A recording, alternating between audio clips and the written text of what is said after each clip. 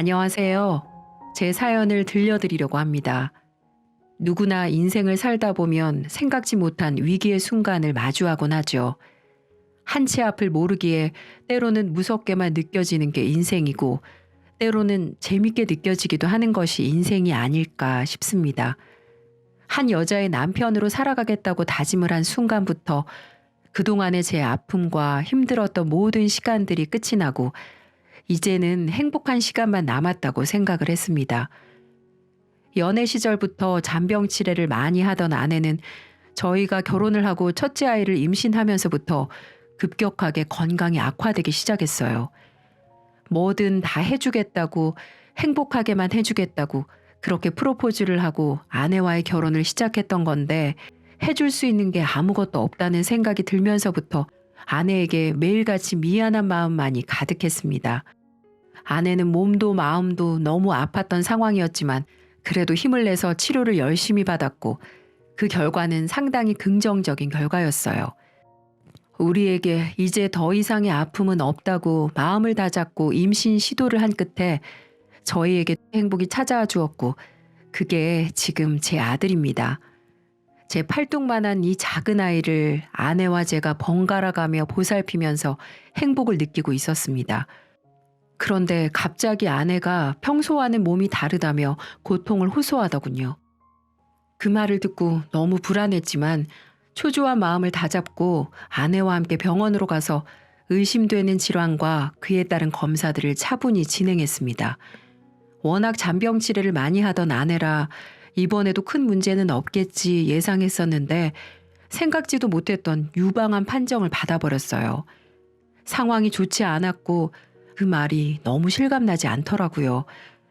사실 우리나라 의학 기술이 얼마나 좋은데 말도 안 된다며, 다 괜찮아질 거라며 서로를 그렇게 위로하고 다독이면서 견뎌내려고 노력을 많이도 했습니다.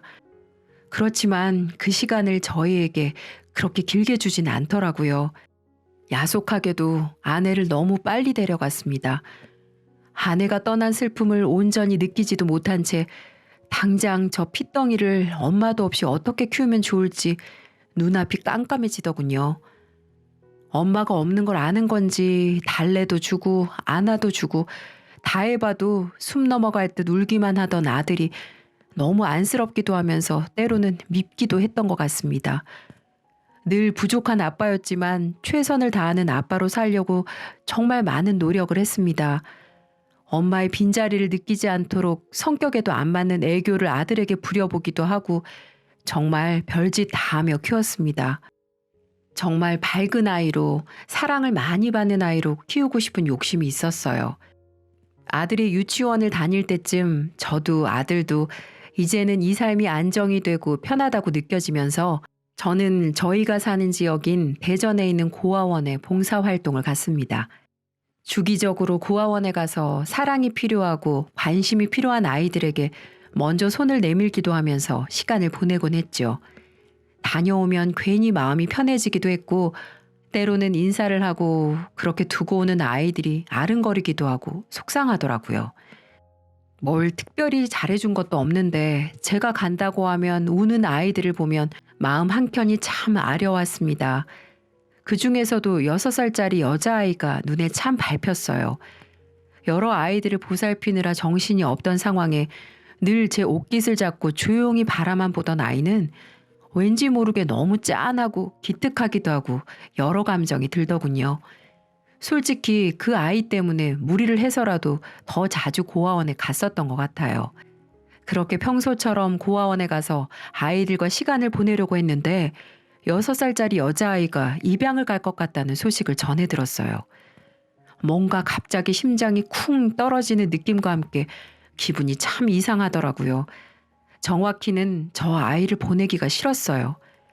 고아원 봉사를 다니면서 우리 아들과 함께 커갈 수 있는 동생이 하나 있었으면 좋겠다. 늘 그렇게 생각을 했었지만 입양이라는 게 사실 절대로 쉬운 일이 아니다 보니 행동으로 옮기는 게 쉽지 않잖아요. 원장님, 그 지영이 입양 확정이 된 건가요? 아직 확정까지는 아닌데 거의 될 것 같아요. 지영이가 워낙 또래에 비해서 얌전하기도 하고 이쁘장해서 그쪽에서도 좋게 생각하고 있거든요. 근데 지영이는 왜요? 그새 정 들으셨나 보네. 사실 지영이 입양을 할까 계속 고민 중이었거든요. 근데 더 잘 살 수도 있는데 괜히 제가 데려가서 풍족하게 못 해줄까 봐 걱정이 돼서요. 정말요? 지영이가 너무 좋아할 소식인데요. 늘 가시고 나면 친구들은 다 잊고 놀고 있는데 지영이는 한참을 바라보고 쭈그려 앉아 있더라고요. 그 모습이 어찌나 짠했는지 몰라요. 물론 입양이 쉬운 건 아니지만 늘 제가 말씀드리는 게 있어요.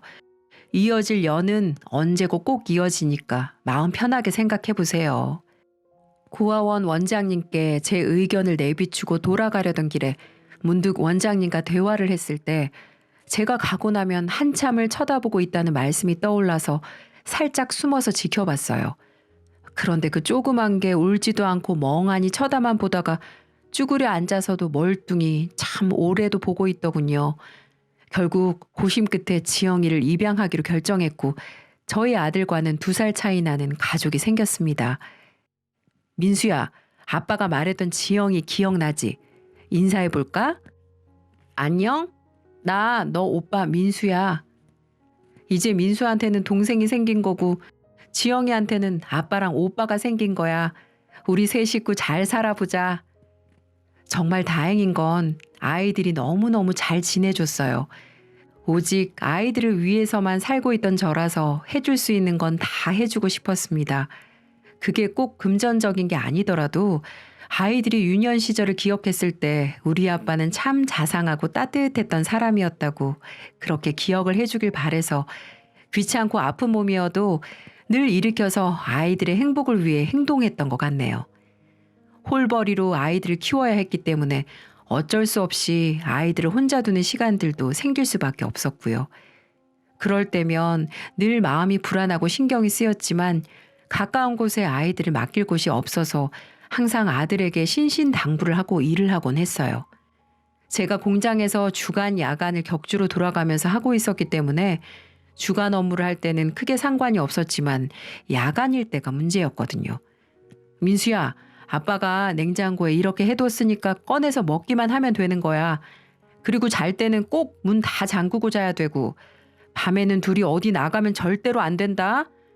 아빠가 전화 계속 받을 테니까 무서우면 바로 전화하고 그럼 아빠 바로 올 테니까 알겠지?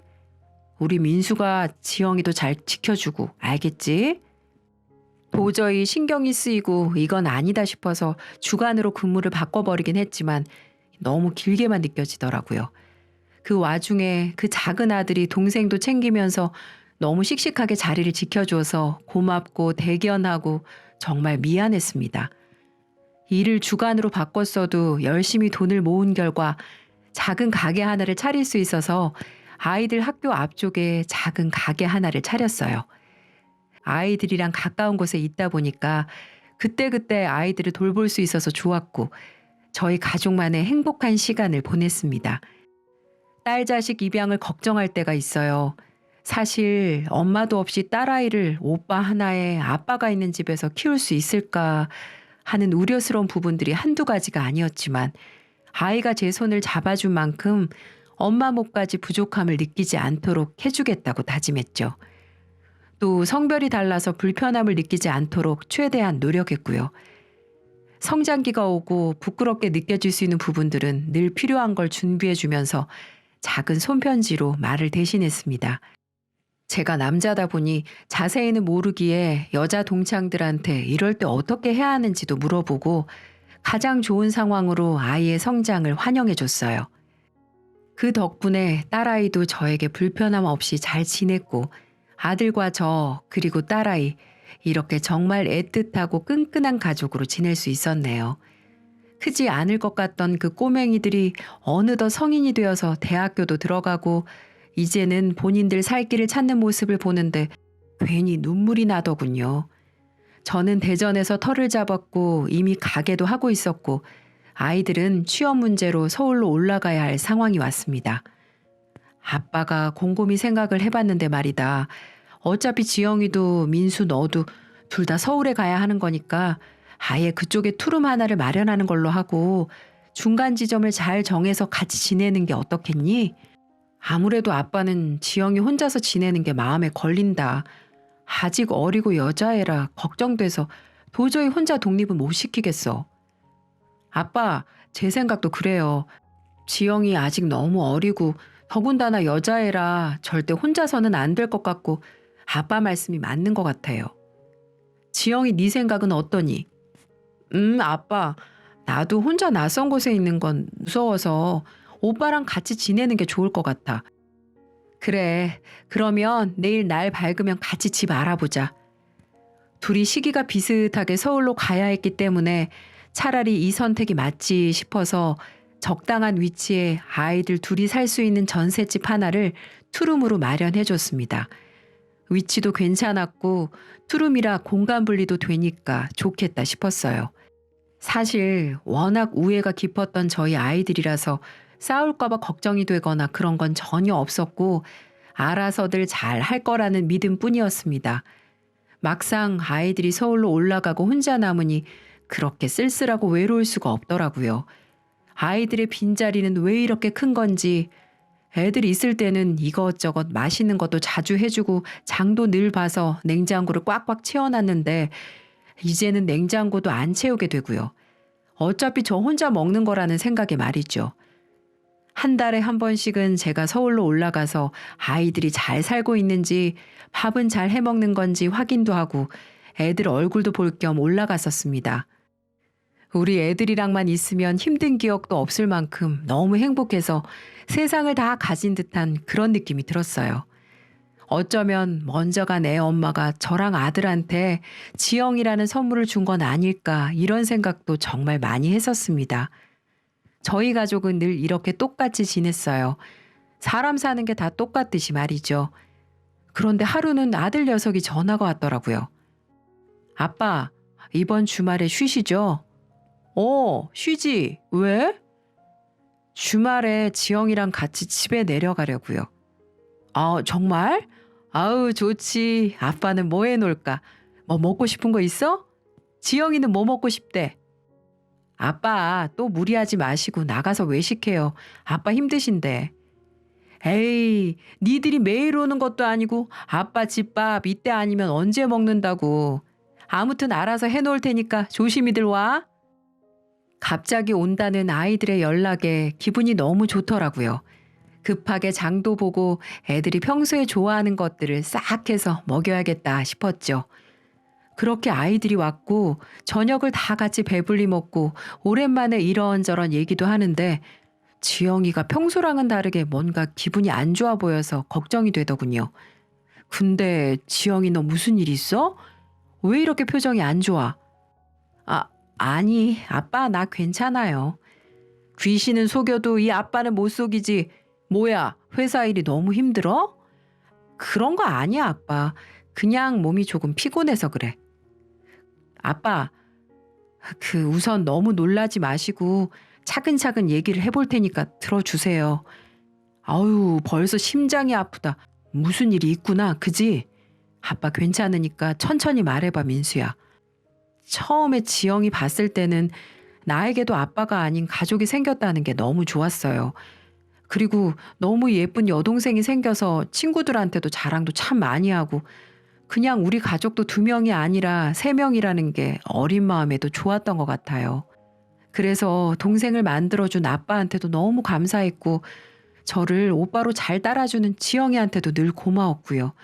그렇게 저에게는 아빠랑 지영이밖에 없으니까 더 우리 가족한테 애틋했고 늘 그렇듯 하나뿐인 여동생이라서 제가 정말 과하게 지영이를 챙겼거든요. 물론 당연히 여동생이라서 당연히 그런 건 줄 알았는데 아빠, 저랑 지영이 서로 진심으로 사랑하고 있어요. 당연히 안 된다는 거 알지만 손가락질 받을 거라는 것도 알지만 정말 지영이랑 결혼하고 싶어요 아빠. 허락해 주세요. 뭐? 너 지금 무슨 소리를 하는 거야 대체? 얘가 미쳤나 보네. 정말 내가 오래 살았다 오래 살았어. 너 지금 누구랑 뭘 한다는 거야? 미쳤니 니네 지금? 아빠, 오빠 말 맞아요. 저도 처음에는 오빠로 친오빠로 그렇게 좋아하는 줄 알았고 이게 당연한 거라고 생각을 했었는데 아니었어요. 시간이 지날수록 오빠에 대한 마음이 점점 커졌고 그걸 서로 확인한 후부터는 도저히 놓을 수가 없어요. 아빠, 진짜 제발 저희 허락해 주세요, 아빠. 죄송해요. 야, 이것들아. 내가 니네를 어떻게 키웠는데 이것들이 정말 내 몸 하나 어떻게 안 된다고 나 굶고 못 먹고 못 입어도 니네들은 남부럽지 않게 다 사주고 다 해주고 그렇게 키웠어 이것들아 내가. 근데 뭘 한다고? 절대 말 같지도 않은 일이고 그 감정이 헷갈린 거야 너네 둘 다. 두 번 말하지 않을 거고 못 들은 걸로 하고 살 테니 다시 한 번 더 내 앞에서 그런 말 같지도 않은 소리 내뱉으면 둘 다 연 끊어버릴 거다. 알겠어? 아빠, 저랑 지영이도 정말 많은 생각을 했고 이건 아니라고 이 관계는 정말 아니라고 별거 다 해봤어요. 그런데도 저희 두 사람 정말 헤어질 수가 없어요. 아빠, 당연히 충격받으시고 저희가 안 좋게 보이시겠지만 제발 허락해 주세요, 아빠. 시끄러! 그만 안 해? 미친 소리를 하고 있어 정말. 내가 그러려고 그렇게 아둥바둥 너네 키운 줄 알아? 이 나쁜 것들아. 아이들과 대화를 하고 너무 충격을 받아서 아무런 말이 나오질 않더라고요. 대체 어디서부터 뭐가 잘못된 건지 바로잡을 수 없는 건지 절망적이었습니다. 너무 분노하고 허망했던 감정을 추스리고 아이들을 불러 다시 말했어요. 지영이 너를 내 호적에 올린 이상 너네는 절대 이루어질 수 없는 관계야. 그게 법적으로도 상식적으로도 맞아. 내가 그렇게 같이 살도록 한 게 너무나도 후회스럽구나. 그 집은 위약금을 물어서라도 당장 뺄 거고 각자 따로 살아라. 지원은 일체 없고 알아서 살아라. 내 생각에는 너네가 이렇게까지 찾아온 이상 쉽게 뜻을 굽힐 것 같지도 않고 우리 가족은 오늘부로 없다 치고 나 혼자 살 테니 너희들도 알아서 살아라. 오열을 하는 아이들을 뒤로 한 채 매정하게 연을 끊자고 말했지만 다시 죄송하다고 미쳤었다고 말하며 돌아와 주길 바랬던 것 같아요. 그렇게 아이들은 올라갔고 그 집은 바로 전화를 해서 위약금을 물고 빼버렸습니다. 아내가 저 세상으로 떠났을 때보다 더 힘든 시간을 보냈어요. 밥도 안 넘어가고 아이들이 오는 날이나 제가 아이들 보러 가는 날이 아니면 쉬지도 않던 가게도 임시 휴업을 적어둔 채 집에서 술로 하루하루를 보냈습니다. 술을 너무 많이 마시고 밥을 제대로 챙겨 먹지 않아서 그런 건지 살도 너무 빠지더군요. 피로감도 너무 심했지만 술을 그렇게 마시는데 간이 무사할 리 없겠지라고 생각하면서 대수롭지 않게 여겼습니다. 여느 때와 다름없이 술을 마시던 그날은 유독 복통이 너무 심해서 이상하다 싶은 마음이었는데 배가 정말 너무 아파서 움직일 수가 없는 통증에 119를 불러서 응급실로 갔습니다. 평소에 딱히 아픈 곳이 없었기에 이것저것 물어보는 의사에게도 나는 아픈 곳이 별로 없었다. 근데 배가 지금 너무 아프다라고 말을 했고 기본 검사를 하겠다 해서 그러라고 했습니다. 뭘 잘못 먹었는지 아니면 요즘 술을 너무 많이 마셔서 그런 거겠지 생각하고 기다렸죠. 그렇게 시간이 흐르고 전 검사 결과를 듣고 충격을 받고 말았습니다. 의사는 다른 검사도 해봐야 정확하겠지만 간암 말기로 의심이 된다는 말을 하더군요. 한 번을 크게 아파본 적이 없고 여태껏 멀쩡했는데 하루아침에 간암 말기라는 건 말도 안 된다고 생각을 했고 검사를 더 진행했지만 이변은 없었습니다. 제 아버지께서 간암으로 돌아가셨는데 혹시 가족력이 있어서 그런 건 아닌지 걱정이 들기 시작하더군요. 지금 환자분 상태가 매우 심각하세요. 간 이식을 하루빨리 받으셔야 하는데 우선 가족분들 연락해서 오시라고 하세요. 가족분들 먼저 적합 여부 판단하고 가능하면 서둘러 간 이식을 하셔야 합니다. 도저히 답이 없었습니다. 애들에게 알리지 말고 이대로 죽을까 생각도 했지만 저것들이 또 제가 이대로 가면 평생 가슴에 한으로 맺힐까 싶어서 굳은 마음을 갖고 아들에게 연락을 했죠. 민수야, 정신 차리고 들어. 아빠 지금 병원에서 나온 길인데 간암 말기라고 하네. 간 이식을 하지 않으면 앞으로 몇 개월 버티지 못한다고 해. 아빠 그게 무슨 소리예요? 굳이 수술을 안 해도 상관은 없지만 내가 이대로 가면 너네들 평생 가슴에 대못 받고 살 것 같아서 연락했다. 아빠는 너네들이 간이식을 해주지 않아도 원망하지 않으니까 선택은 알아서들 해. 주말에야 올 수 있겠지 생각했던 아이들은 바로 다음 날 내려왔고 바로 아들 녀석의 간이식 적합 여부 검사들을 했어요. 저는 이때 몰랐는데 딸아이도 같이 진행을 했더라고요. 그 결과 충격적이게도 아들은 부적합 판정이 나왔고 딸은 나와 혈액형이 같고 여러 가지 검사를 해서도 이식이 가능한 수준이라고 했습니다. 하지만 막상 딸에게 이식을 받으려고 하니 나 때문에 창창한 앞길을 막는 것 같아서 두려워지기 시작하더군요. 그래서 전 간이식은 없던 걸로 하고 이것도 내 운명이니 내 운명은 그냥 받아들이겠다고 했습니다. 그랬더니 아이들은 출근도 하지 않고 몇 날 며칠을 찾아와서는 제발 생각을 바꿔달라고 울고불고 오히려 더 부탁을 하더군요. 이 못난 애비가 뭐라고. 너무 미안했습니다. 너무 마음이 아팠어요. 그리고 고맙기도 했고요. 아빠, 제발 내가 간이식 할게. 제발 그러지 마. 아빠 친딸이 아니어서 그런 거야? 그럼 지금까지 날 힘들게 키워준 건 뭔데? 이럴 거면 고아원에서 알아서 살게 놔두지. 왜 데리고 와서 내게 마음의 짐을 주려고 해? 어차피 사람 태어나면 다 죽는 건데 네 간까지 떼서 삶 연명한들 뭐가 달라지겠어. 아직 시집도 안 간 처녀 몸에 칼 대는 거 아니야. 싫다. 아빠 생각도 좀 해줘야지. 그리고 너 내 딸 맞아. 한 번도 널 내 딸이 아니라고 생각해 본 적 없다. 아빠, 그럼 우리 수술 받자. 나 아빠 딸 맞다며. 내 몸에 고작 칼자국 난 게 아빠 목숨보다 소중하다고 난 생각하지 않아. 아빠는 그만큼 내게 큰 기둥이고 버팀목이야. 그러니까 아빠, 이렇게 빌게. 내 소원이야. 다시는 아빠가 싫어하는 행동 안 할 테니까 우리 수술 받아서 우리 가족 예전처럼 화목하게 살자. 아빠 없는 이 세상은 내겐 큰 의미가 없어. 너무 눈물이 났어요. 평생 부모 얼굴도 모르고 태어났는데 그동안 보살펴줬다는 이유 하나만으로 날 이렇게까지 생각을 해주다니. 그날 얼마나 딸을 부여안고 울었는지 모릅니다. 결국 전 딸과 그날 밤 하루 종일 이 얘기를 한 끝에 수술을 받기로 결정했죠. 웃기게도 얼마 전까지만 해도 그렇게 미웠던 아이들인데 저 아이들을 두고 간다고 생각하니 너무 마음이 저려오더라고요. 그리고 아직 끝을 맺지 못했다는 생각도 들고 또 솔직히는 조금 더 살고 싶었습니다. 참 못났죠. 수술 날짜를 잡고 저와 딸아이 그리고 아들 녀석은 하염없이 눈물을 흘리며 수술실로 들어갔고 다행히 수술은 성공적으로 무사히 끝이 났습니다. 저랑 딸아이는 앞으로 죽을 때까지 관리를 하면서 살아야겠죠. 그게 저 혼자 몸이면 괜찮은데 딸아이 몸에 흉지게 한 것 같아서 가슴이 미어지더군요. 간이식을 해준다는 게 정말 쉬운 결정이 아닌데 아무리 내가 지 아빠라지만 참 다시금 눈물이 앞을 가리네요. 아이들도 회사에 휴직계를 낸 상황이라 집에서 같이 요양을 하면서 지냈습니다.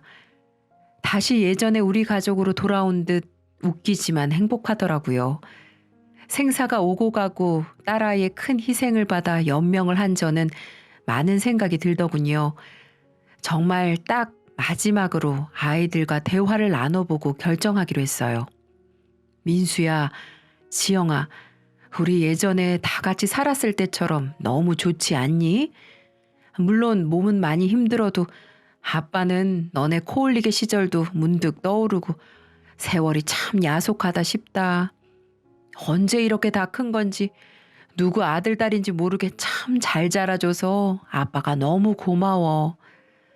아빠가 딱 마지막으로 부탁하려고 하는데 아빠는 마지막 순간까지도 우리가 지금처럼 이렇게 가족이었으면 좋겠는데 제발 마음을 돌려줄 순 없겠니? 정말 수도 없이 생각을 해봤지만 그건 안 될 일이다. 너네가 뭐가 부족해서 남들 손가락질 받고 살아. 제발 다시 생각해주면 안 되겠니? 아빠, 진짜 수도 없이 생각했어요. 저희가 쉽게 변할 거라면 아빠한테 이렇게 말씀드리지도 않았을 겁니다. 아빠도 지영이도 우리 가족인 건 변함없어요. 저랑 지영이 정말 아빠밖에 없고 저희가 실망시킨 만큼 정말 보답하면서 살게요. 제발 저랑 지영이 있는 그대로 받아주시면 안 될까요? 아빠, 저도 한 말씀 드리면 여자들은 시집 가버리면 출가 외인이라고 하는데 전 그러고 싶지 않아요. 그냥 오빠와 아빠와 평생 같이 함께하고 싶어요. 제게는 오직 가족은 두 분밖에 없으니까요. 절 낳아주신 부모님은 절 버리고 가셨는데 다시는 제 소중한 사람들 잃을까봐 두려워요. 그 말을 듣는데 하염없이 눈물이 흐르더군요. 얼마나 저 아이에게 어릴 적 그 시절이 아픔이고 외로웠을까. 다 큰 성인이 돼서도 저런 얘기를 할까. 흐르는 눈물을 주체를 못하겠더라고요. 불쌍한 아이. 부모 얼굴도 한번 제대로 보지도 못했던 불쌍한 내 딸. 항상 사랑이 그리웠고 소중한 사람을 잃고 싶지 않아 전전긍긍대던 내 딸을 보며 전 결국 아이들의 결혼을 허락해 주기로 마음 먹었습니다. 애초에 제가 만든 인연이기에 책임도 제가 지는 게 맞다고 생각을 했어요. 어쩌면 이 두 아이들은 처음부터 그런 감정이었던 건데 내가 가족으로 묻고 있던 건 아닌 건지 정말 많은 생각 끝에 결정을 했네요. 먼저 내 하나뿐인 딸아이 지영이를 며느리로 살게 하려면 방법은 제 호적에서 딸을 파내는 것이었고 법적으로 그렇게 정리를 한 다음 작게나마 식을 올리게 도와줬습니다. 지영아, 아빠는 너를 처음 고아원에서 봤을 때 이렇게 예쁜 아이에게 누가 상처를 준 걸까 정말 많은 생각을 했다. 다 놀아달라고 칭얼거리는 아이들 사이에서 늘 조용히 아빠 옷깃만 잡고 아무 말도 없이 쳐다만 보던 네가 아빠는 마음에 늘 짐이었던 것 같다. 내가 집으로 돌아가면 하염없이 내 뒷모습을 바라보는 지영이 네가 마음에 너무 걸렸었지. 말썽 한번 부리지 않고 늘 아빠의 비타민 같았던 지영아. 너는 내 딸로는 다 키웠다고 생각하고 이제는 내 딸이자 며느리로 아빠가 받아들일게. 우리 가족 남들이 손가락질해도 우리가 행복한 게 제일 우선이니까 잘 견뎌내고 그렇게 다시 한번 잘 살아보자. 그리고 지영아, 아빠 살려줘서 정말 고맙다.